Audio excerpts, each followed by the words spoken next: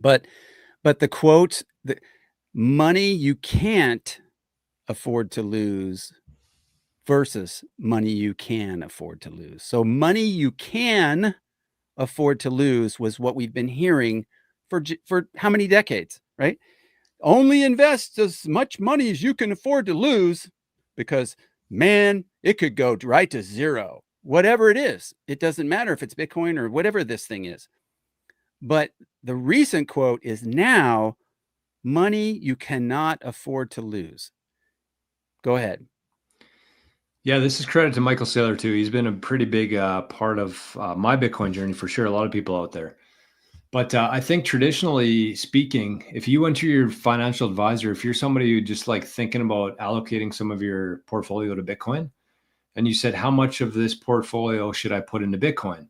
The majority of these financial advisors would probably say something along the lines of, well, it's very risky, it's very volatile, it could go to zero. So what I would suggest, because I've done 0 hours of research on this, what I would suggest is I would probably only put in the money you can afford to lose, right? The money that you don't care about, maybe an old savings account from when you were 20. Let's put that in there and see what happens. So that's traditionally what the advice for most people, and especially baby boomers, would have been receiving from their financial advisor. Keep in mind, these people have put in 0 hours to even try to understand what Bitcoin is. 0 hours. They don't care. They don't want Bitcoin to succeed, because when their clients are taking their money from their portfolio out of that portfolio, that fund, and putting it into Bitcoin, the fee that the financial advisor gets paid goes down now. So they don't want Bitcoin to succeed. So they've spent 0 hours in it. They don't understand it. Their advice is only put in the amount that you can afford to lose. But Saylor, just like everything in Bitcoin, has basically flipped that on its head. And he says, only buy Bitcoin with the money that you can't afford to lose, which is a whole paradigm shift. And if you compare those two people, where's that advice coming from? Somebody, an advisor who's making money off of your money staying in this fund, who spent 0 hours learning about Bitcoin, versus somebody who has spent probably 10, 12, 14 hours a day, been on MSNBC, been on hundreds of podcasts, spent tens of thousands of hours trying to understand this, converted a public company, public software company, into a Bitcoin treasury company. That's who's giving you that advice. Which one are you likely to listen to when you're trying to figure out how much Bitcoin to get?